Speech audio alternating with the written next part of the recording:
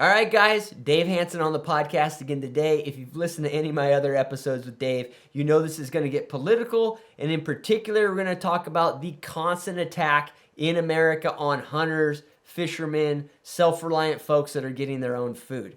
But in this episode, we key in on a specific species, the California sandbass, and the closure that's being discussed right now. This is a big deal because this particular species, it is symbolic of introducing people to the outdoors. A lot of people call it a gateway fish in Southern California because it's how a lot of kids, a lot of new people to the outdoors get exposed to fishing. So it is very important that it's an opportunity for folks. We talk about the lack of science in this closure and a bunch of other big issues. We talk about this, I guess, just need for control that these politicians have. And I really don't think it's conspiracy theory anymore. It just is what it is. And of course, I'm not going to have Dave on the podcast without talking about the shit show that is the California sea lion. So without further ado, let's dive right into it. Guys, biltong, okay? I have been obsessed with this stuff for 3 or 4 years. Ever since I got on a keto, carnivore, paleo-esque type of diet, I've had a hard time finding healthy snacks. Biltong is a great option, particularly the slabs that have this fat on the side. That's where your energy is if you're a fat burner like me. Super simple ingredients in this, guys. Literally 1, 2, 3, 4, 5 ingredients. Compare that to your gas station jerky, a great snack in the backcountry or just day to day. Biltong Depot is a huge supporter of my content. Go to their website, biltongdepot.com. Use my discount code CLIFFG, CLIFFG for 15% off at checkout and to support this content.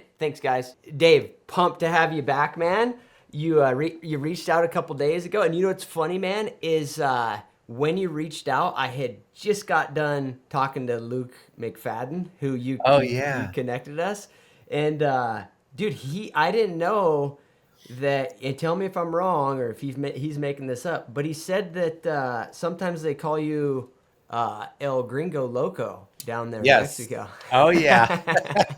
That's that's what they call me at my gate here where I live. That's what they call me in the marina. Yep, I kind of like what I do, and I get to do what I like every day, and you know how that goes. No, of course, dude. And it sounds like Luke had an awesome time spending some time with you down there. So that's we had cool. So much fun. He caught big yellowtail. He caught Sierra mackerel. He caught his limit of Sierra mackerel in the first 15 minutes, and then we went big yellowtail fishing. He got 3 of those. Oh, nice. All 20-pound plus fish, and those things are a great fight in 150 feet of water. Yeah, no, that's awesome, dude. And Luke he's interesting, dude. I didn't know him before you introduced me to him, but and I think this is relevant to the subject matter we're going to talk about. You know, Luke has a natural curiosity about all things outdoors. Like, he's a crabber. That's what everybody knows him for on YouTube. But he's into hunting. He's, you know, like he told me he didn't have that much experience rod and reel fishing, so he was pumped to do that with you. And dude, I love that, seeing, you know, adult people get into these activities, fishing, hunting, whatever. Like, that's the whole purpose I do all of my shit. I think that's probably one of your goals too with all of your stuff. But it circles back to the topic that you hit me up on here, man. This sandbass thing in California. Let's go straight to it, dude.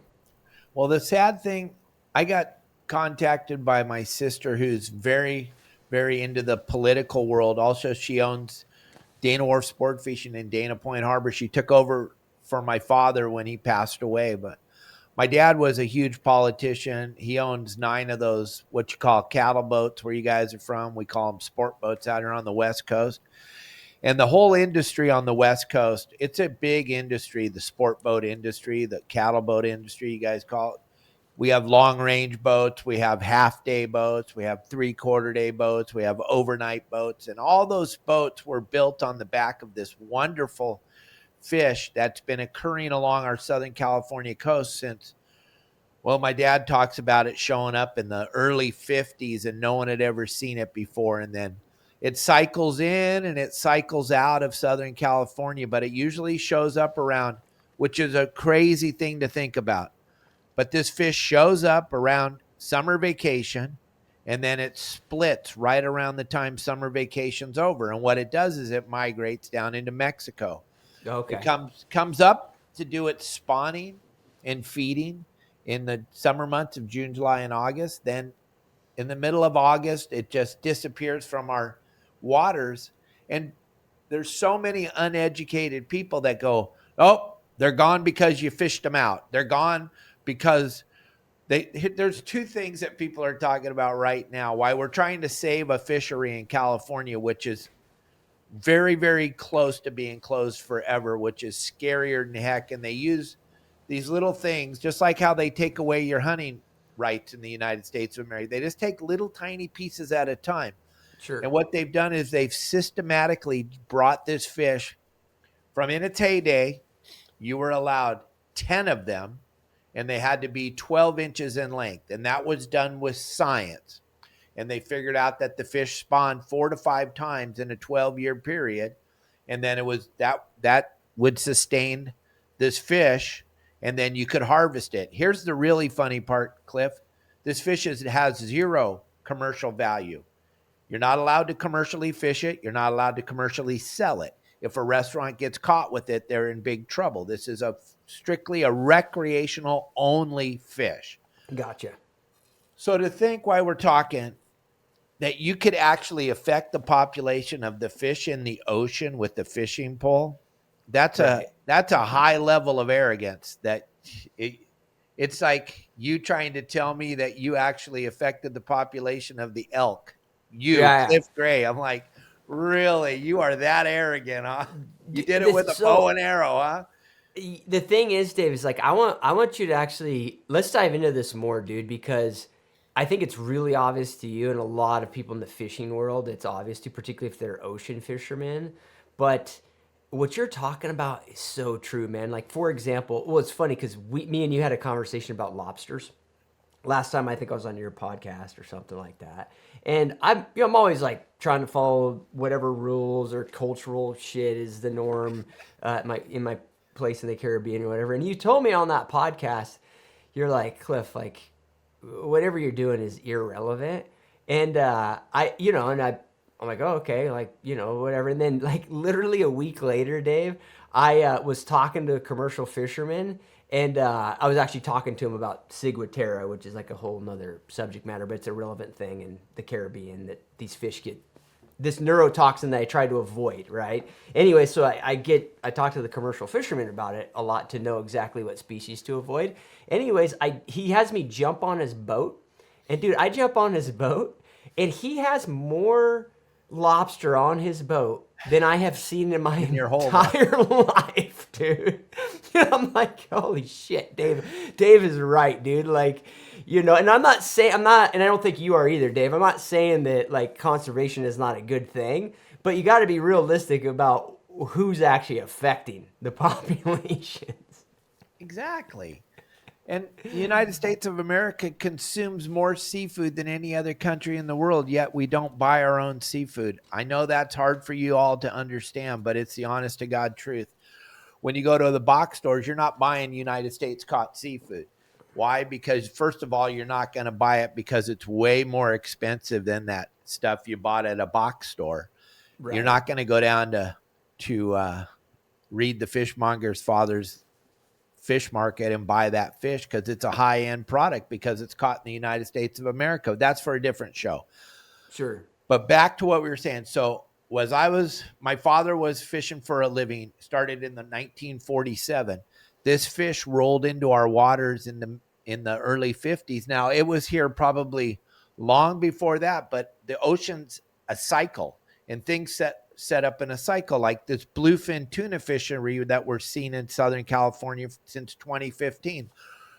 I'm only 63. I'm not that old, but I never saw this cycle. They talk about it in some of the old history books, how the Avalon Tuna Club, Zane Grey, and all those guys fished for this giant bluefin in the 1800s, in the early 1900s, and it disappeared from our waters. The same thing happens with the barred sandbass. The barred sandbass is a heavily migratory fish, like and then part of the population are holdovers. And so that part of that population that holds over in Southern California ends up populating the reefs and the hard bottoms and the cobblestone and stuff along the Southern California coast.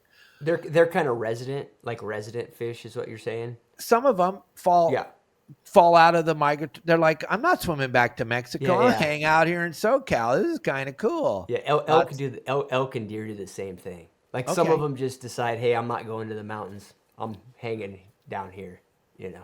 But I didn't mean to interrupt you, man. Go ahead. No. That whole helps everybody to understand. I need to understand what these land mammals that are fully migratory. All animals are pretty much migratory. We see the birds come, the birds go. We see all kinds of stuff. It's all cycles, gang, and that's what is going on in America today. The far, far left doesn't have 5 minutes to wait for anything to see if it's going to. If it didn't happen this way yesterday, it's the end of the world. That's what they want you to believe. Wholeheartedly, in my short time on the planet, I've seen the alarm sounded so many times, it's absolutely mind-boggling. When I was a little boy, we were told that we were out of gasoline on the planet Earth. And that's when we started buying foreign-made cars that got 20 miles to a gallon. And then an hour after that, we were told we were all going to die of acid rain. And then 10 minutes after that, we were all going to die because our parents put a hole in the ozone layer with their hairspray. And then half an hour after that, we were all going to freeze to death. And then half an hour after that, we were all going to burn to death. The same thing's going on out here on the ocean. They want to make everybody in an emergency situation, and they get us fighting with ourselves as they slowly, systematically close down recreational fishing in California. So the barred sand bass is a very unique fish. It migrates up in the summertime. That's how everybody gets introduced to fishing in Southern California. As far as fish go, and you know, all fish are different and some are harder to capture than others. The barred sand bass is one of the easiest fish to capture. They're not that most intelligent. When they're mating or spawning, if you will, they are voracious eaters, and they eat anything. They eat cigarette butts. They eat chicken. They eat chicken bones. They eat trash. They eat all kinds of stuff. When you catch them, you're blown away with what's in their belly. You're like, why did he eat that? Just because. There's zillions and zillions of them. And then all of a sudden, the light switch flicks, and there's none. You can go to the same spot that you caught 1,200 the day before, and all of a sudden they're all gone. And they're out in the sand and the mud. They're not on any structure. They spawn out there. That's a little bit later. I'm jumping all over the place. I'm just trying to get you to understand our fish. Sure. So you have a handful of people that don't know how to fish, don't know where to find fish, and then they start to tell people, well, the sport boats back in the 80s caught all the sand bass. And now in 2012, California did what was called the MLPAs, where they closed down large sections of the California coastline to fishing, the marine life protection areas. And when they shut down these giant areas of the California coast, we were told they're going to come back and look at them in 5 years and do some science and tell us how it changed the population of all these fish that live in Southern California. Not even a year after that, though, Cliff, in 2012, they closed a third of the California coast. 2013, they had a mad panic, and they said, now these are the three bass that pretty much every young person in Southern California grew up fishing for: calico bass, sand bass, and spotted bay bass. It's available to the masses. Not that I'm privileged, don't get me wrong, but the underprivileged neighborhoods and the privileged neighborhoods could fish for this fish in the same water at the same time. It's available in harbors and bays and on the piers. And if we talked to 99.9% of the population of Southern California, their first fish they caught was one of those three kinds of fish. Well, they decided that they were all in peril on the exact same day under the same amount of pressure. So they took them from 10 fish. Listen to this. You could have 10 and they would be 12 inches. On the exact same day, they took the sand bass, the spotted bay bass, and the calico bass, which none of them were under any pressure at all. There was zillions of them. But they said you can only have 5 and they have to be 14 inches. With no science. This is an emotional closure. They didn't tag they haven't tagged any of these fish in any type of a scientific tagging since the 80s. Dave, So are they are and I want to ask you one question on this because I have it on my list. And I think it's a good time to ask it right now before we get into more. Are they claiming some science? Are they like are they claiming this is based on some science, and like what's the validity of that? All right, guys, so I wanted to mention that I'm having these custom skinning knives made. These are called Cliff Skinner. I've got a whole bunch of reasons why I've had this knife made the way that it's made. Got a short video on the website. The details are there. Pursuitwithcliff.com. Click in the corner up by shop. You'll see Cliff Skinner. Click that puppy. You'll get all the details. No, they'll even tell you, and Cliff will throw up the QR codes at the end of the show, and you can go there and you can read all this information. I'm not making any of this up. We have a thing in Southern California. We have these sport boats. This is kind of how the whole fishing thing in California revolves around the sport boats. You get up in the morning, you go on your computer, or back in my day, we went and bought a newspaper, and we went to the last 2 pages of the paper in Southern California, and there was the fish report on the back of the LA Times or the Sure. Orange County Register, and you'd be like, oh, wow, sandbass are biting today. Oh, wow, they caught some yellowtail. Oh, wow. Now we go online and we look at different websites and we go, oh, wow, fish are biting. That's Sure. how we plan what we're going to do this weekend, by the fish reports. It doesn't happen on the East Coast or anything. There's no type of situation like that where if you were to go on one of these like fishreports.com or 976 Tuner or some of these websites, and you would look, you could see what the sport boat fleet is catching every day. So what they've done is they've taken that fish report, and that's what they're calling science. Oh, the harvest. Like what they're seeing is like a harvest. Yeah, and that's all affected by weather and the Maybe cycles. you go fish for something else, you're not gonna catch them. All Well, sorts of stuff, I'm sure. yeah, you get out there, the wind's blowing, the current's going the wrong way, the water's Sure. super polluted from all the fires and the rain, and it's toxins all over in the water, so you don't fish that zone, you don't fish this. So to go off of the fish reports or the harvest, as Cliff said, that's not fair, because you're not putting any entities into what's going on. You're not, like what we've had here in Southern California for the last 15 years is we've had warm water cycle. Well, this barred sand bass doesn't like the warm water. That's what it migrates up from Mexico. When Mexico gets super warm, it flows into Southern California to get away from the hot water. We've had hot water in Southern California for the last 15 years. Plus, this fish is not large. A 7 or 8 pounder, that's a monster. Your picture is going to be all over the papers. You're going to show it to all your friends. So we've been using bait that's 7 inches long. It's a weird fishery out here because people on the East Coast and in Texas and stuff, you don't understand. In the morning when you leave the harbor, you pull up to a bait barge and you buy hundreds of dollars worth of bait. And you're going to buy whatever they have. The best bait for sand bass is a small fish called an anchovy, like you put on your pizza. That was what our predominant bait was, 50s, 60s, 70s, 80s. Now we have the Monterey sardine, which is a bigger fish, 5-inch to 7-inch. Well, a 14-inch fish, barred sand bass, can't eat that fish. It's too big. He'll chew on it. It'll come up. You'll have a bunch of bites, but there's no harvest. We're not using the right bait. Now we're in a cold water cycle. The anchovies are trickling back in. The sardines are swimming up to Central California where they usually are at. Now our anchovies are flowing in here. Everything's cyclical. And now we're going to catch a bunch of barred sand bass this year, right on time for them to close it, because their way to regulate something they don't know about is just 100% closure.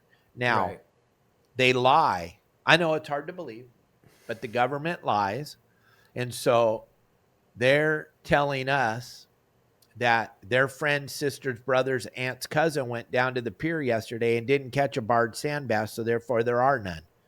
Right. Even though their brother, sister's aunt's cousins never fished one day in their life, but when they were a little kid, they went with their grandpa, and their grandpa caught 5, so they're Now I didn't catch 5 today, so now there aren't any. That'd be like going elk hunting with you. I've never been in my whole life, and we went elk hunting for a week, and I didn't get one. I'd go back and tell all my friends, all the elk are gone.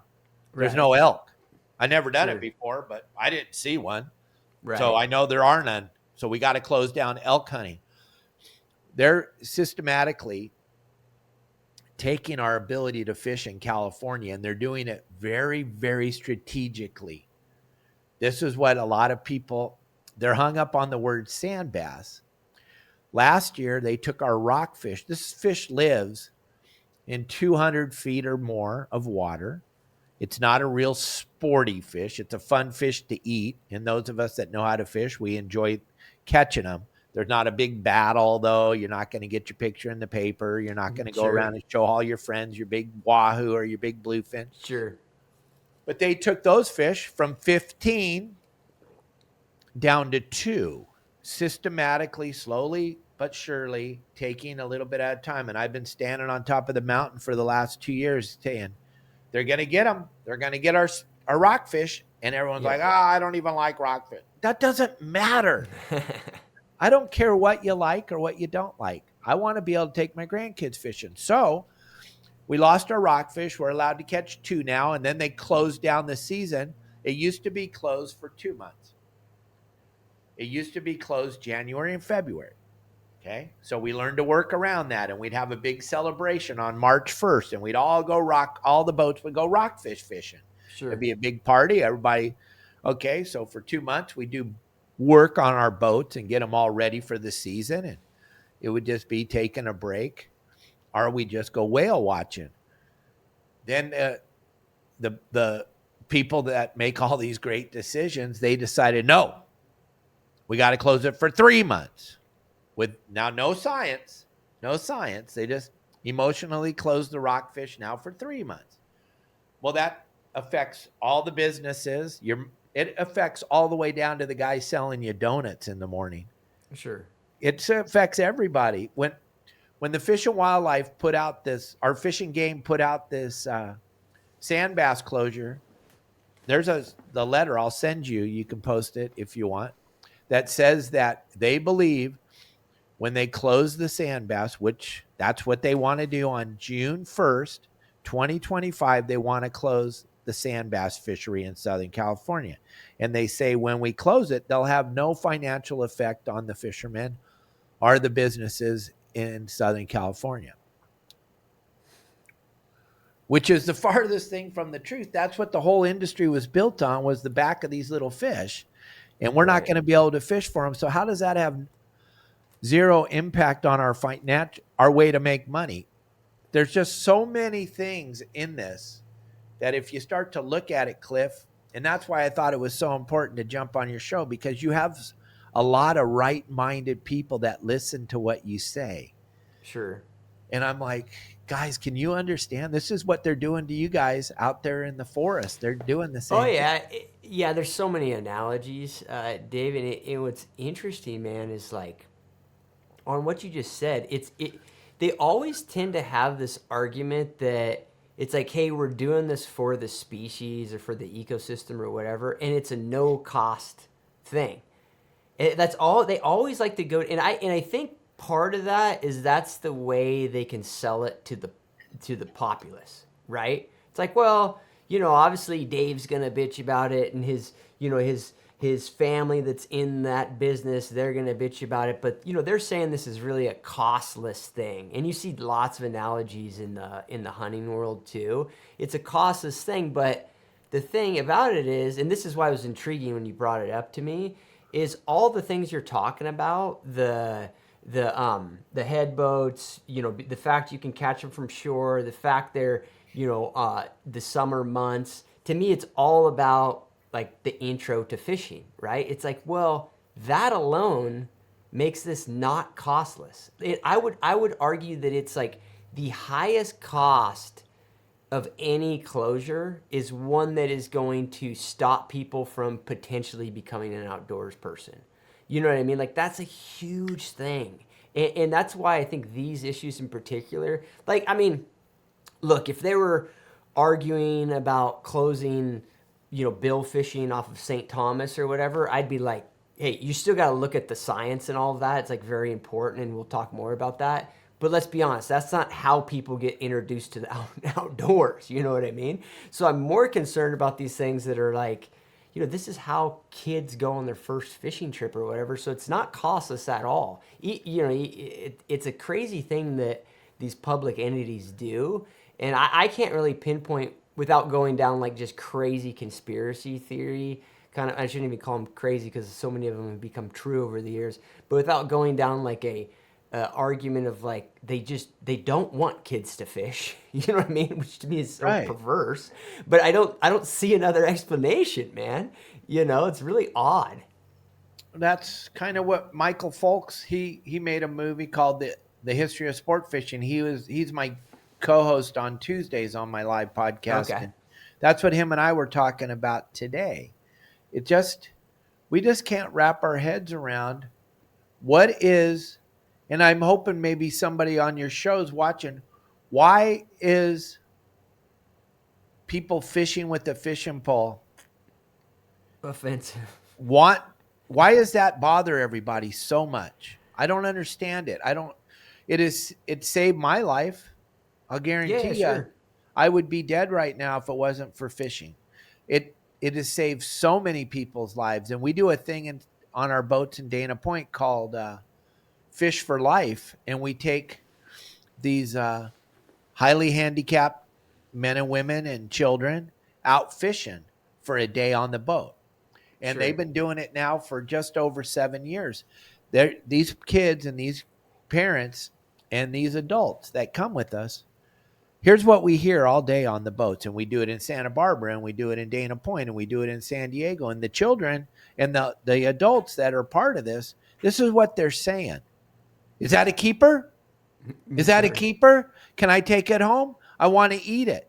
Now, to think that these people that are spreading this diversity and inclusion and all this other garbage out of one side of their mouth, but then taking it away from those same people that they're trying, I can't comprehend it.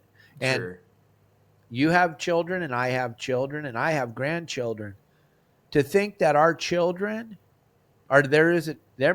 your children are going to get to enjoy it because you're living in another country, just like I am. But my granddaughter can't come here and go fishing with me. She can go up to our sport fishing boats in Dana Point, go out on the family's boats there. But if this goes through on June 1st, that's going to leave. That's not going to be an option. My granddaughter won't be able to go fishing. I've grown up my whole life. I remember when my father took me fishing for the first day when I was 3 years old. I remember it. It's on the History of Sport Fishing. When you watch it, it's the first minute of the show. It'll make you cry because it touches so many emotions, this fishing thing, for people. And like we were saying a half hour or so ago when we first started, this has taken underprivileged people that actually use this fish to feed their families. This fish shows up. Everybody knows it's coming. It shows up. People stock them up in their freezer. This is their food, folks. It's food. Now, think about this. Right now, you're going to watch this tonight or tomorrow morning. There's no eggs in Southern California right now. Right. You know that, right, Cliff? I know they're expensive everywhere, but they're sold out, huh? Yeah, they're sold out. And one egg costs more than one whole dollar. Okay? Yikes. And now we're going to tell these, not that I'm privileged. I want you to remember that. I'm not. But these underprivileged people that rely on this fish for food, we're going to tell them, hey, you know what? We don't think that you deserve them because my sister's brother's aunt's cousin went fishing yesterday and didn't catch any, so there are none. So I don't care if you even know how to catch them. You can't have any. And another argument I saw was, who needs 5? Right. That is the most unbelievable liberal thinking that I've ever thought of in my life. How do you know how hungry I am? And how do you know how many people I have in my family? If I'm working every single day and I can't afford an egg, but I have a bag of hooks and some string and I got 4 kids at home and a wife, and I can go down to the pier and I can catch 5 sandbass, and I'm going to go home and we're going to cook those for dinner and then have them tomorrow for lunch.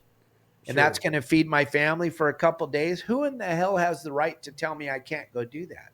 Yeah, and What? and the other thing is you're gonna enjoy it while you're doing it too. Like I don't think a lot of people don't realize that, Dave. Like I'm familiar with enough of like these type of fishing scenes that a lot of these people who are doing it, it's like the one thing that it's their one hobby. Like these are dudes working their ass off doing whatever shitty job, and it's like the one chance to go have some fun. And I don't discount like what you're talking about the food source and all of that, but it also like keeps people happy. You know what I mean? Yeah, it takes your mind off of all the crap that's going on around you, all the bombs that are going off, all the Sure. craziness that's going on. You can, like Michael was saying today on our show, when your line hits the water, you forget about everything else Yeah, except yeah. that bite. All you want is something to eat that bait that just hit the water or the lure or whatever. Your whole Right. focus is on that, no matter what's going on back here. And it gives you Yeah. a chance to to get in touch with yourself, nature, so many different things at so many different levels. Now, I fished my whole life. That's how we bought our houses and cars. My father started fishing for a living in 47. Believe me, if there was a problem with any fishery in anywhere that we fish for a living, we would be the first ones to call out the cavalry and say, hey, we got to stop this. This fish is on the brink of extinction. We all Right. know that because we're on the water every day. But this fish that they want to take from us now, the barred sand bass, there was a podcast I did last Thursday with a long range captain who runs a long range sport fishing boat out of San Diego, and they go out for 15, 16 days at a time, and he takes people and they pay a lot of money.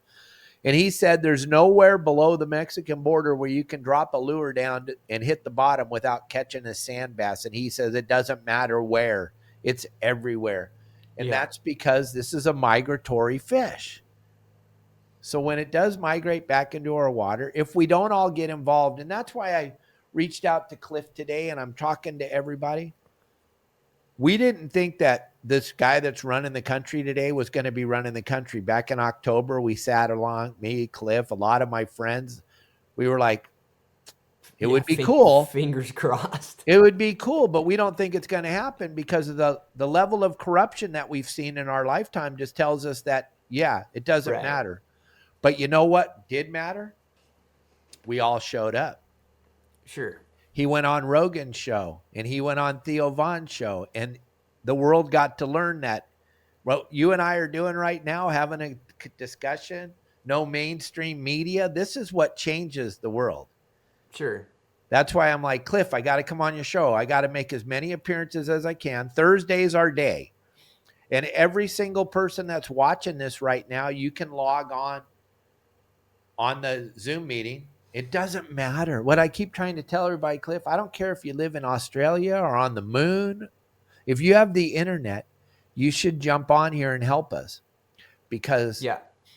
California sets the pace. Wherever they're going to do here, they're coming to you guys in Texas, and then they're coming to you guys in Florida. Then they're going to go up the eastern seaboard and going to hit New York and everywhere. The United States of America wants to abolish recreational fishing, and they're doing it strategically to where even fishermen don't understand. They all want to fight with me right now. They're going, Dave, it's sand bass. Why do you care? I go, Yeah. because I can see.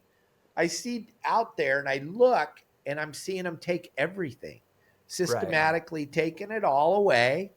And I'm like, I need to get on a like-minded person's show. Cliff Gray, you're the man.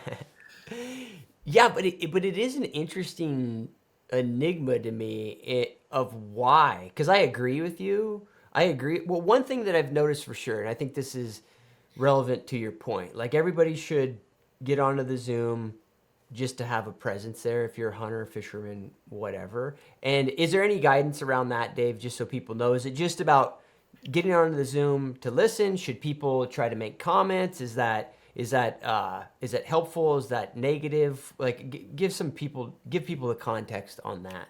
Well, here's what I believe, just from what we were talking about the orange guy. We say his name, we could get banned, so we don't want to say his name. But the orange guy, I know it's hard to believe that we get banned saying the name of the president of the United States of America, but that's the weird world we're living in today, gang. We want to take away sandbass. That's going to make everything all better. But the way we've done it, and the way that the hunters have done it, and the way that everybody's done it here in America, it doesn't work.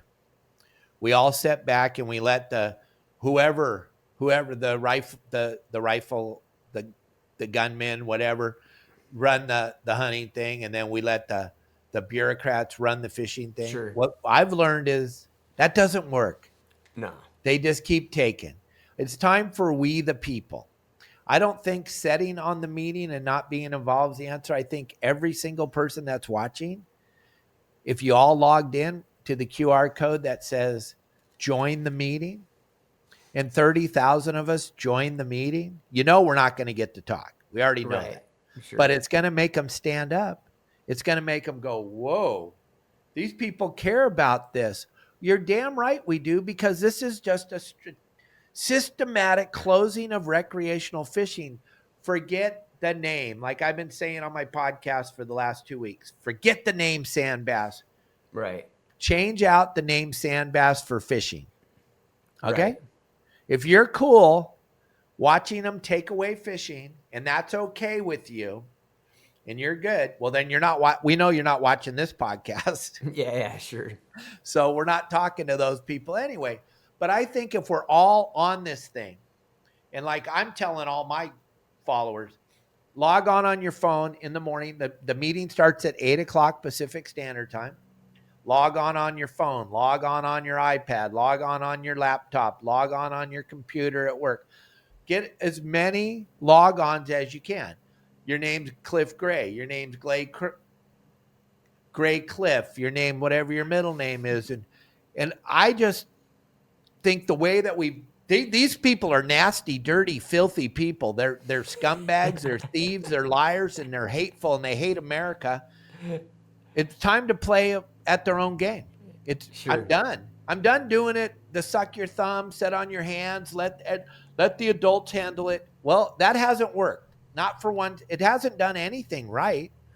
Right. I mean, the best show I saw you and your buddy talking was when you guys started talking about the reintroduction of it might even have been on Joe's show, when you were talking about the reintroduction of the wolf. Sure. And then you're talking about your animal, and I think it's your animal, the elk, and how she's bedded down with her baby. Maybe she had 2 this year, and they're hanging out underneath the pine trees, a little dew going down, and everything's cool. And then here comes this dog and eats both of her babies, and they've never seen this dog before. And I'm like, that is the craziest shit I've ever heard of in my life. And that's cool. And these tree huggers are going, yeah, it's okay. We reintroduced the wolf. The wolf's gone because the wolf's supposed to be gone. It's nature took care of it. The wolf's not supposed to be there, gang. And now you have all these wolves destroying these poor elk. They had no idea, just like the California sea lion in the rivers and streams in Northern California, Oregon, and Washington.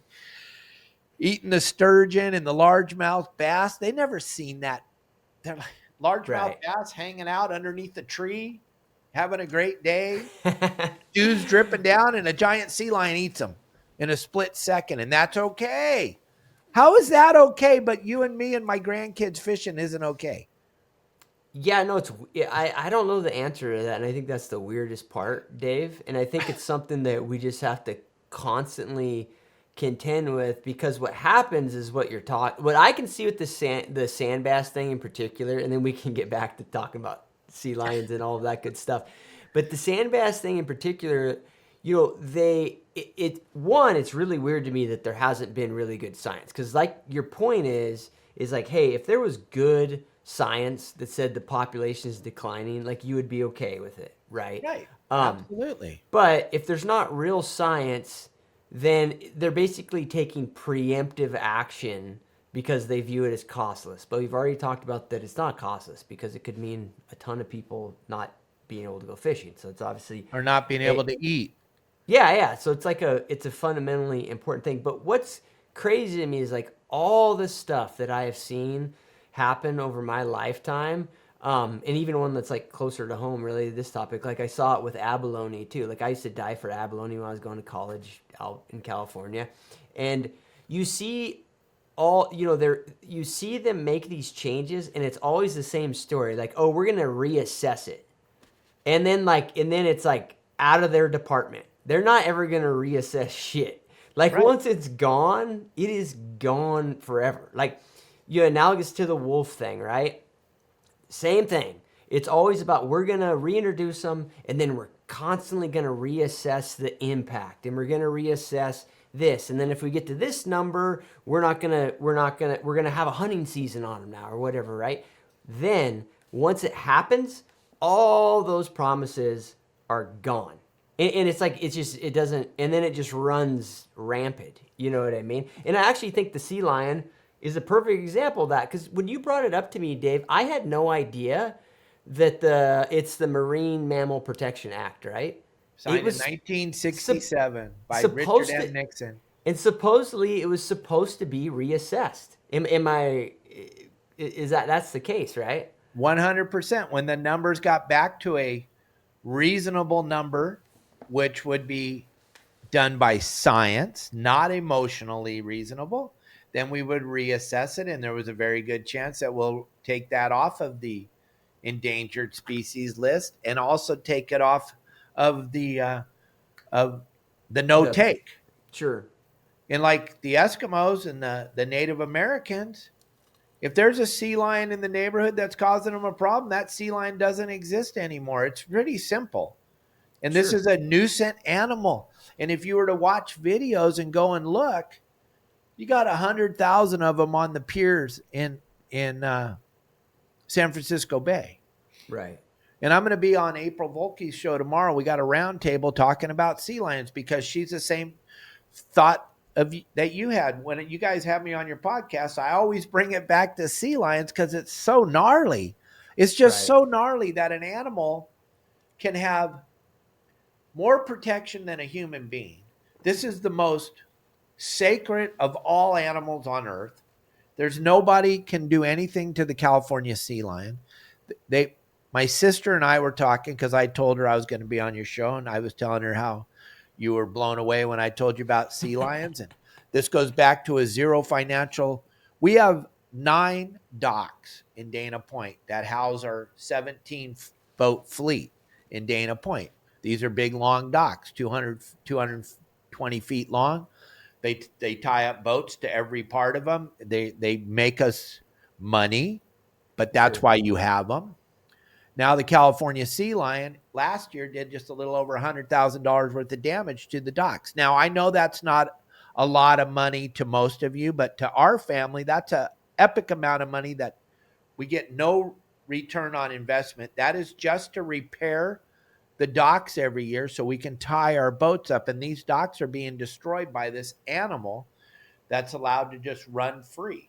Now, if Cliff and I went down to my sister's docks and did a little damage tonight with a couple sledgehammers, Cliff and I, well, we're in California, so we're not even going to get a slap on the hand. But if you were in like Texas or something, you're going to jail.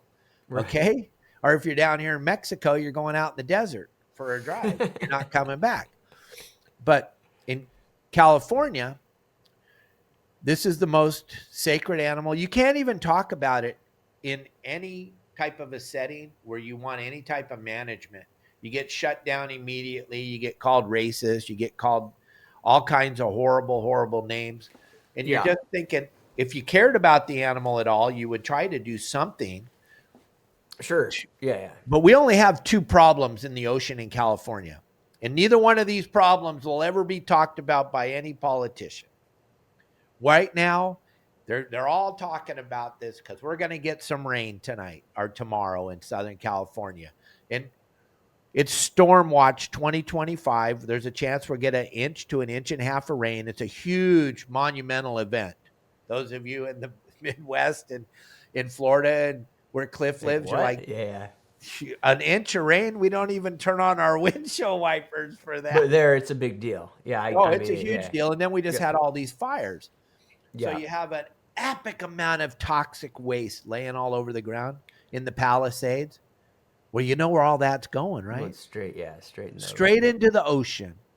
So we're going to kill more fish tomorrow when it rains than you and I are going to, and all of our friends combined could kill in our In a lifetime. yeah.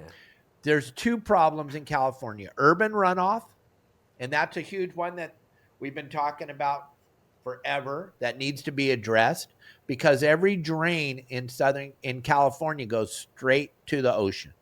So Yeah. if you throw it out the window of your car, or if it falls out your trash can, or whatever, you had the greatest intentions, every bit of that goes right into the ocean. All the oil drips on your cars, all your coolant you Everything. dumped out, everything goes straight into the ocean. We have no way to catch any of it. And then the other problem is the California sea lion. Both of those problems they will not address because they can't figure out. I'm sorry, these are slimy thieves. They can't figure out how to steal the money for those two things. But they know how to steal the money from our fishing licenses. They know how to steal the money from our enhancements to enhance the trout fishing or enhance any of that. That's an easy steal for them. But if you start to steal the money to save the sea lion, oh, that would be terrible. But they're filthy. That's why I'm telling you, we need to hit them with the same thing they hit us with. We all need to be involved in the Zoom meeting. And I'm Sure. sorry, if you don't believe in that, that's okay. But if we don't do something and they take it all away, I'm going to feel pretty crappy I didn't do anything. So this Yeah. time around, I'm not going to wait for other people to go to this meeting and do whatever. My buddy was telling me 2 months ago they closed the white sturgeon fishery up in Northern California, border of Northern California and Oregon. 8 people showed up to the meeting total. Yeah. Like, why wouldn't they take it if nobody shows up? I mean, that's an easy take. You got Yeah. no And then, resistance. yeah, and it'll be gone forever. It's just like the MPAs. Yeah. When they put those in 2012, they said 5 years they're going to go back and look at them. In 5 years, 2012, remember what that was? 2017, remember?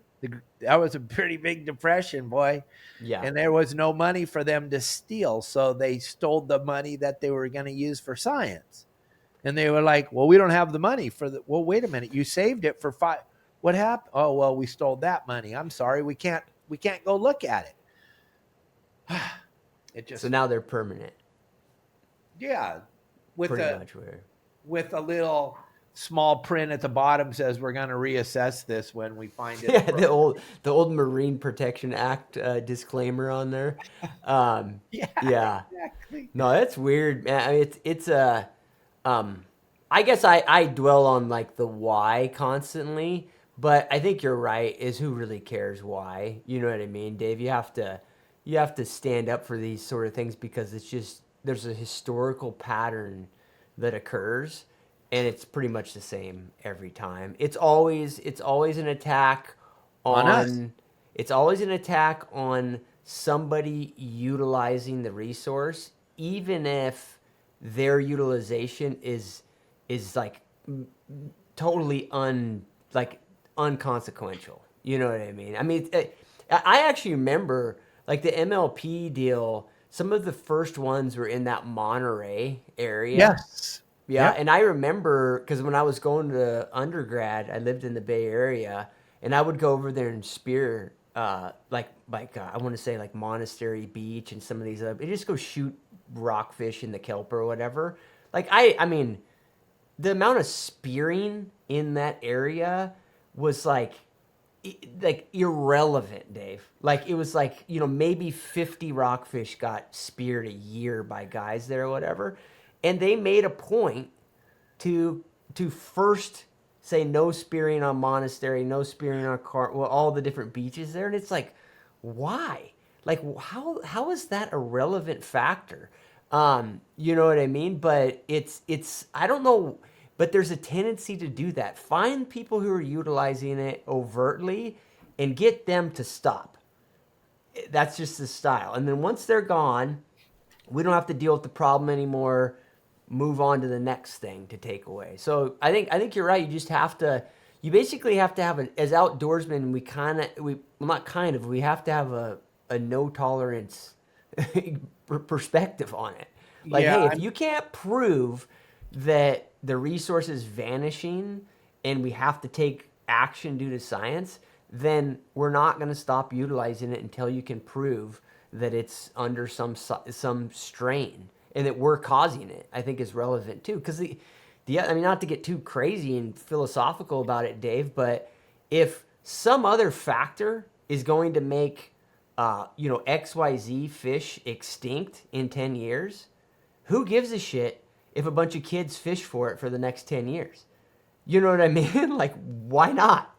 So you actually got to pinpoint what's actually happening, and it's control. This goes. I think you're right. This is all about control. It's nothing else. It's nothing more.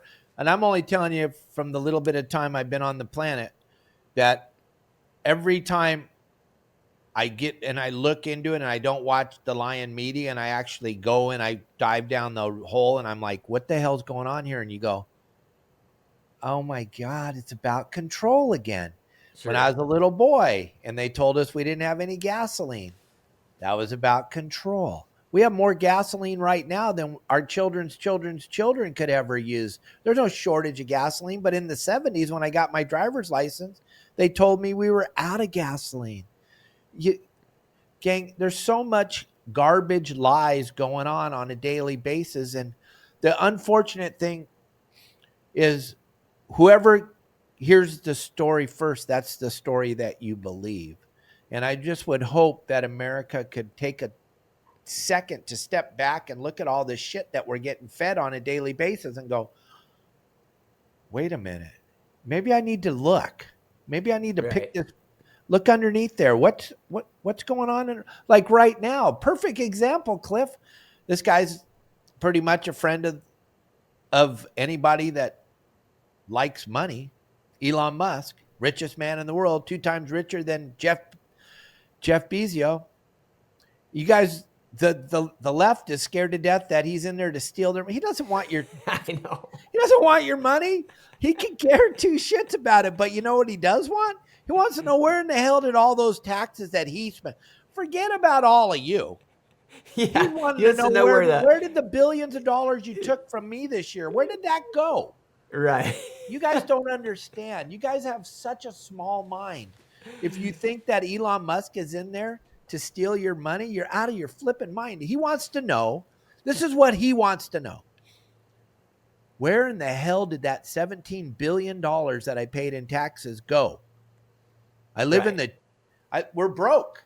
We're at a level of brokenness that you can't even, like he's saying, no company can go along owing trillions of dollars and keep writing checks out of a bank account that's bounced. And he's like, I'm tired of giving him my billions of dollars every year. And he pays billions of dollars in taxes, guys. You don't get it because you're listening to the Lion media. And he's just like, wait a minute. We got a president now that's into saving. Let's take a look at this shit. And that's what's going on with this fisheries thing.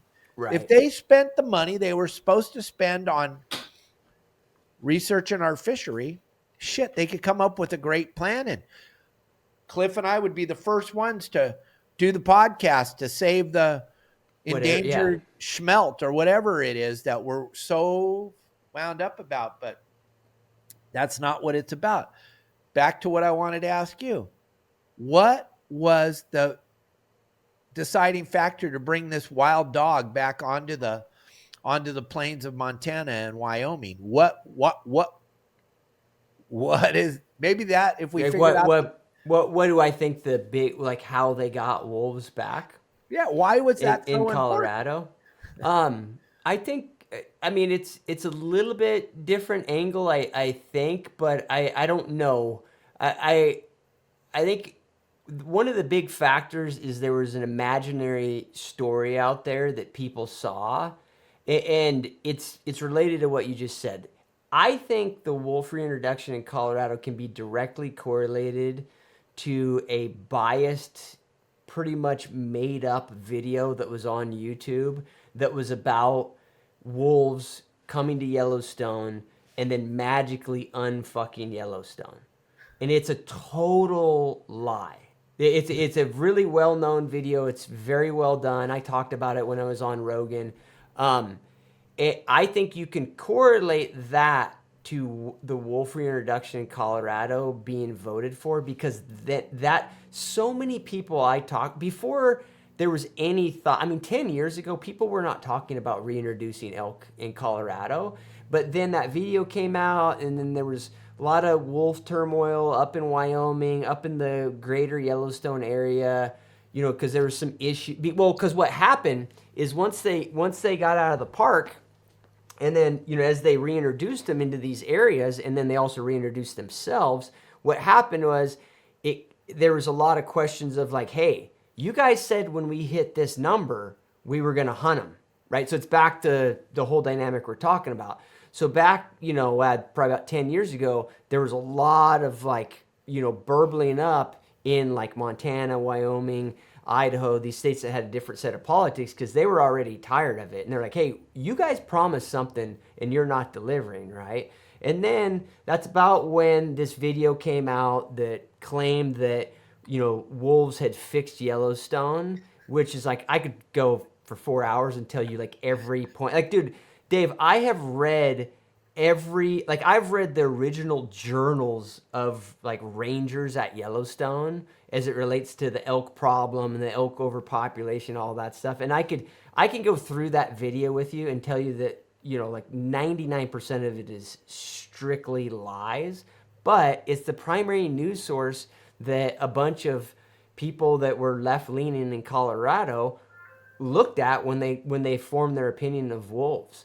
And that's the only reason I mean, there's all these other little convoluting factors that come into play. There was a bunch of big money involved and all of that, but that's a big factor. Basically, people were fed a lie through that video, and then that trickled in, you know, into this result. I do think there's something about the food system though, and you alluded to it, and like kind of like this biased in the U.S. And I had an interesting conversation recently on another podcast episode I did with this guy named Samang, who's he's a Hmong guy that lives out in Oregon, and he's a big hunter. And I actually asked him, Dave, I was like, why do I typically not get shit from Asians about hunting? And he had like the perfect answer. To him, it was obvious. And he's like, oh, Cliff, Americans don't realize that here, everything related to getting your own food or butchering your own animals or all of that, it's all hidden. It's all systematically hidden. And I think that, you know, a little boy catching a fish and filleting it, or a little boy going out and shooting a duck and breasting it, or shooting his first deer, or all that, I think in the U.S., that's part of this, man. It's been part of this cloud of like, oh, like let's push. That needs to be away, like out of our culture. We want everything packaged. We want everybody distant from the food system. And when he said that to me, I'm like, you're right. And what's weird about it is I think of a lot of Asian countries as highly controlled populations. But you know what? They're way closer to their food system than we are, which is like, to me, that scares the shit out of me. You know what I mean? But it's true. Yeah. So I went off on a lot there, dude. No, it did scare the hell out of you, and that brought up a perfect point that I kind of forgot about. But yesterday, or last night, right before I went to bed, there was an alert about canned tuna at all these different box stores has been found to have botulism in it, and they're recalling all this canned tuna. That is one more thing I'm going to ask Cliff. Listen carefully, gang. Hey, any of that elk meat you bring home, does that ever get recalled? Yeah, no. What? No, yeah. Wait a minute. You mean so the fish that are the elk that naturally occur in the forest, there's no recall on that meat? Right. Yeah. No, of course not. Come on. That's bullshit. That's not what I read. That's not what Noah's saying. They're saying that It's the same thing with the fish you catch, gang. People go, "Oh, aren't you afraid to eat that fish?" I'm not, because I know where I caught it at, and I'm going to eat it. It's not as healthy as it was 40 years ago, but it's still Right. way healthier than going to the store and buying some packaged food. Don't get me wrong, I eat packaged food every single day. Sure. I don't eat healthy by any stretch of the imagination. No one's ever called me up and said, "Hey, you know those tuna you caught on that pot of dolphin outside? We're recalling them all." Yeah. They don't do that, Cliff, and Yeah. it goes right back to what you're saying.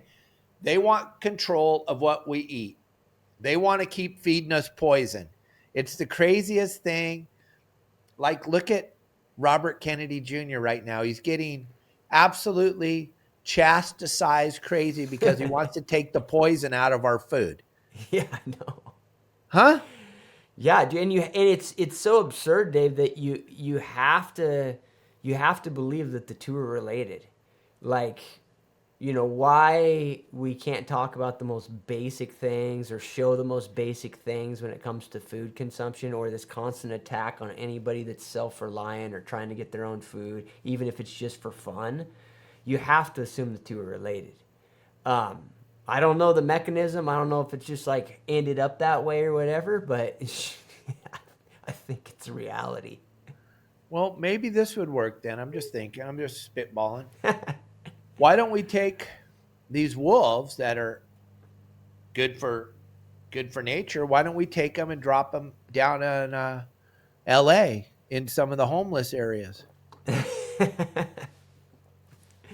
I thought you were gonna say drop them on the beach where all the sea lions are, because that would I actually. don't want to be cruel to the sea lions. Those are crazy dogs, but yeah, it's crazy. It's this world that we're living in today is crazy. But I believe from what we just saw with this election and this new I think that we, the people, are starting to wake up a little bit and go, wait a minute, we do have a voice. This whole thing was built by us, for us, with our money. Right. It's time to start to get involved. I don't know if it's a awakening of us understanding that, wait a minute, we're not suppressed anymore. Somebody's listening to us.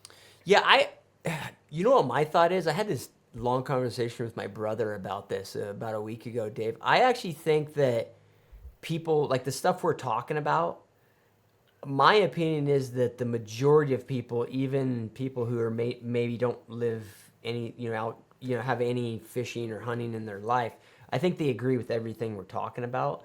But what has happened over the last 10 years or whatever is there's been this massive economic incentive put on people that, like, for me and you, let's be honest, Dave, like I can say exactly what we've talked about in all the businesses I've owned, and it's not going to affect me financially at all. Probably not you either, right? On social media, yeah, it's like crushing blow. But like in terms of being a fishing guide or whatever, everybody knows that a fishing guide or a hunting guide is going to pretty much say whatever is on his mind. So it doesn't affect us economically. But what's happened, dude, in the last 10 years is a lot of people, they can't say shit about any of this stuff because it'll destroy their business. It'll, like, all these factors that we were facing 4 or 5 years, like, or just recently, like before this last election, it was like most people with whatever business they had, they couldn't voice their opinion. You know what I mean? And like we can say, oh, at least I think about it. My first reaction is like, oh, well, they're just cowards for not voicing their opinion. It's like, well, I got nothing economic to lose. A lot of people have. You know what I mean? Historically. So that's I don't think that people have changed. I think people have been given their right to have whatever opinion they have kind of back. You know what I mean? My thought on it. That's what it looks like to me from the outside too. Trying to figure this thing out. Good catch, dude. There went my mic. Yay. Good catch, man. Yeah, thank you. We got it. It's hopefully still you can hear me. But I don't know what just happened there. That was pretty exciting. But as God, he's like, listen here, you guys, you don't know what you're talking about. But I believe exactly what you're saying. It's a kind of an awakening. We're kind of looking at it. The really crazy thing about what you do is you are out there in the forest processing food to feed lots of people. But if you post it on the wrong platform, that I don't understand it. You and I, and Luke and I talked about Yeah. it on the boat the other day. He can make a million videos catching crabs and get zillions of views on them. But if he takes a video of Bambi, he gets demonetized instantly. Now, Right. what is the deal? Because the crabs are going to his he's dumping them in boiling hot water. It's all good. Everything's cool. But if it's Bambi now, it's not. Yeah, I don't know. I don't know, but my hope is it hasn't gone away yet, Dave. Like, anything butchering related or anything like that. And I talked to Luke a little bit about it too. Like, what's great, he has had some things that have been problematic for him Oh on the yeah. on the food front. Even the seafood front. So I think that's interesting in itself. But my stuff is still. I mean, I'm on. I mean, just fundamentally, like I've quit posting any of that stuff. Right. And I tried since like I have to laugh a little bit. Zuckerberg was on Rogan and I watched it, and you watch it and it leaves you so hopeful, right? But you And got to then be rational about it. And I hope, and I'm still hopeful that a lot of this stuff goes, is fixed. But it hasn't changed yet at all. You know what I mean? So it's only been 3 weeks. yeah, exactly. So I'm probably holding a high bar. We're those microwave kids. We grew up with a microwave. that Ding! that He's the yeah president. How come the that price didn't fall down yesterday? yeah, exactly. And I don't necessarily think it related to the president or whatever. Just within the social media world, like, dude, I would love. I mean, obviously, I'm biased, Dave, because like it's hard for me to have a big social media presence without showing those components Right. of breaking down an elk. Hey, this is how you pull a backstrap off an elk. Like, I like that stuff. I don't view it as like violence or anything like that. And I want to show people that stuff, but right now I can't. And so No. I hope it changes so I can. Right, and I do too because I want to see all that cool stuff. The Sure. thing, the thing about going back to the sandbass thing, gang, is I told my family when they told me you need to get involved and you need to help us because you got the biggest mouth on the West Coast. You need to get involved and you need to start sharing this on your podcast. And I was like, damn, I don't want to tell them this is going to cost me a bunch of money if I do this. Sure. And it has. It's cost me a lot of money in the last 2 months. It's absolutely amazing how I went from literally millions of views to hundreds of views in less than 2 months. And Right. it's because of the topic. It's because of the topic that I talk about every day because this social media thing that Cliff and I and a lot of you are involved in, it doesn't, to us to try to figure out this algorithm thing, it doesn't make sense. But one thing I can tell you is if there's any opposition to the leaning side other than the side Cliff and I are on, you get shut down so fast in this social media Right. world, gang, you can't even comprehend. And when you were talking about Zuckerberg being on there and Joe telling him, so what you're saying is you did do that. So what you're saying is you're lying. So are you lying now or were you lying Yeah. then? Yeah. And then you called me and you went, "Hey, did you see Zuckerberg?" And I was like, "What?" He goes, "Go look." He told Joe he's Oh, a his bow hunter. his the bow hunting thing. And I'm like, "Okay." And you told me what I go and I look and I'm like, I "Oh, was dude, in, I, not I good." was embarrassed for him, Dave. That'd To be be like me honest. telling Joe I'm an MMA fighter.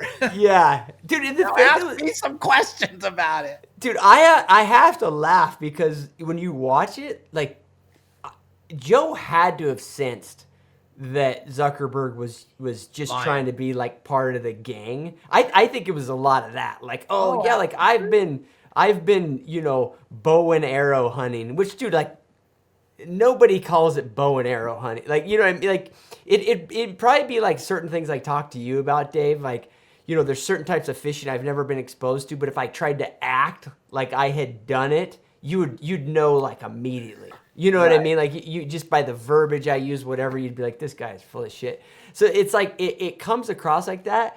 And the thing that's crazy is Joe doesn't give him a pass. Joe just keeps like digging. Letting And him it's like just bury himself. I know, dude. I'm like, dude, I felt bad. I kind of felt bad for him in a sense because I was like, Joe, just like move on to another topic, man. So he doesn't like you don't embarrass the shit out of the guy. Yeah, but he kind of embarrassed the shit out of himself. Yeah. It was funny to watch. It's all good. Because I But think he did want to be part of the club because he saw what happened with Donald coming on Joe's show and 55 million views in sure. 10 minutes. And then they shut that. It was the craziest thing you ever seen. And then you and I were like, oh, shit, if they can shut Joe down, they can shut all of us down. Oh yeah. And he got to 55 million views and then he didn't get another view. It's like, Yeah. huh? Pretty wild. What the hell are you talking about? That's the president of the United States and Joe Rogan, the biggest podcaster in the world. And they just quit getting views. And you're like, huh. And if you're Cliff or Dave, we got to be very, very careful because this does affect what we're going to eat if we're not careful. But you know what I did? I just said, forget it. I said, it's time to stand up. I'm going to take the hit. I got to try to save fishing in Southern California. Most people don't understand that this isn't about the sand bass. It's not about the rockfish. It's not about the sea lion. It's about making sure that we know that they're in charge and we just need to go sit down and just take our turn to go to the trough and get a little bit of whatever you want to call going to the trough. But it's like getting the government cheese. We're going to get allowed to go out and do what we love, fishing, but we can only do it on Thursday, and you can only do it between 2 and 4, and you can't keep anything, but you can throw your line in the water, but you can't fish anywhere but on the end of the pier in a corner, and there'll be 800 of you in that corner fishing, and that's where we're at, gang. Right. Just like there on this bill, those of you that are hunters, you can access it through the QR code. They're going to shut down more of the deer hunting in California, which is pretty tragic because we're down to such small areas where we can hunt. I don't know nothing about hunting. But it's pretty limited in California. I'm not going to pretend like I do, but my guide that works with me, Justin Botrell, he's a hunter, and he used to be a guide in California, and he tells me that imaginary line is so real, and it's amazing how that imaginary line, the deer know that imaginary line. Hell yeah. They stand on the other side of the line going, and the Fish and Wildlife guy's right there. And if you shoot across the line, oh my gosh. Yeah, of course. And so they want to take more of that with, once again, no science. There hasn't been any aerial science. No one's gone up and flown around a helicopter and counted how many deers are in that square box that you're allowed to fish or hunt in. And it just goes, it's just systematically stopping us from going outside. Another thing, in the middle of 2025, we have another thing coming down the tracks here in Southern California called 30 by 30. That is going to close 30% of our lakes and streams in the state of California and 16% more of our ocean. And this has got to be in effect by the end of 2025 because it was supposed to be in effect in 2022. But then there was so much, remember they were stealing money so fast during the pandemic that they ran out of money to do that. So they kicked the can down the road for a couple of years. Now we're in 2025 and these closures are coming down the pipe again. And it's just one after the other after the other. And if you start to listen and you start to look at what's happening in California, you go, they just don't want them to go outside. Right. Sure. Yeah, no, that's got it. I mean, that's what it comes down to, Dave. And I will say, like, a lot. I think people discount because when we think about California, we think, you know, if you're not living there, you think like, oh, it's just full of a bunch of Gavin Newsoms or whatever. But there's a gigantic population of hunters and fishermen in California, just because of the nature of that. There's a huge population overall.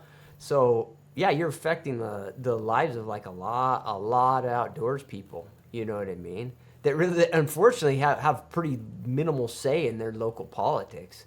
You know. Yeah, and you can tell the people that were born in California and lived there through the Reagan years and everything. You can tell. We got our conservatives; those are people that were born here, and then you got your transplants, and those are the liberals. And it is what it is. I was trying to explain to my son the other day, you're going to love this one. He's going, Dad, what's the difference between a conservative and a liberal? And I said, well, it's pretty simple, son. Do you see your neighbor over there? He's all, yeah. Do you care what he's doing? He goes, no, I don't. I go, well, he's out there putting something up on his fence. He goes, oh, he is? I go, yeah. And you know what? I really don't like what he's putting up on his fence. So I'm going to go over there and tell him. And if he doesn't take it down, I'm going to call the police. And my son goes, why would you do that? And I go, because I'm a liberal. Yeah.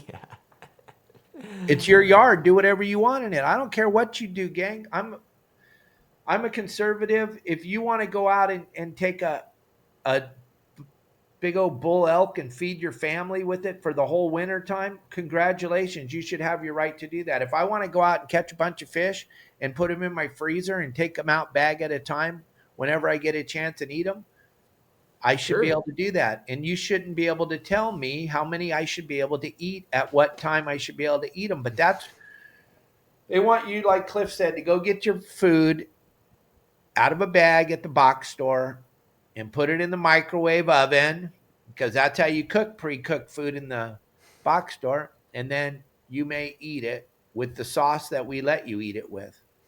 Yeah. And right after you're done eating it, we're going to give you a call and tell you, oh, did you eat that? That's poison. We're taking it all back. Like, what? What? Wait a minute. Hey, can I get some of that elk that you got? You're like, why? Because they recalled all my food. I need some of your food. One of my members of my website said that the other day. He goes, you know what the best part about the stuff we're getting? And I said, what? He goes, they can't recall it. Yeah, no, for sure, man. I think that's pretty much the epitome of it, dude. Well, Dave, awesome catching up on you, man. I think this is a very important topic. So anybody viewing, like, get on the Zoom call. I'll put the link in all the descriptions, Dave, and I'll make sure everybody has that. Anywhere else that people should look up more information, or they can follow you, or any of that stuff? Yeah, my Instagram page, Your Saltwater Guide 62, and then every other platform is Your Saltwater Guide, just like Cliff wrote it on the page there. You guys can check everything out. It's super transparent. We post everything that we get from the Fish and Wildlife. We don't rewrite it. It's what comes out of their mouth. And you can look at all the pages that I have posted, and you can see where they tell us that it has no financial impact on you. So don't worry about it. When you can't pay your bills and you can't eat, it's not real. Okay, far out. That's good to know that it really doesn't have a financial impact. Now, it's crazy. I wish and I hope that you all help us. I hope you all have a wonderful weekend and a wonderful week and get to do all the things you want to do and no one tells you can't do it. I hope you all get to go outside and do that and watch us. We're live on our podcast Monday through Friday at 12 o'clock and on Saturdays at 9 in the morning. And it's where you can really learn the truth. Good stuff. Thanks, Dave. Thank you, Cliff. Appreciate you coming on, man. Thank you very much, buddy. See you, dude. If you enjoyed this content, do me a huge favor. Subscribe on whatever platform you consume it on. Spotify, Apple, YouTube, whatever works for you guys. Everything else is on my website, pursuitwithcliff.com. Go there and it's going to be very apparent to you that I work my ass off just to not have a real job. All the hunts I guide, all the seminars I put on, all the unique experiences I offer, and the membership site, all the details are there.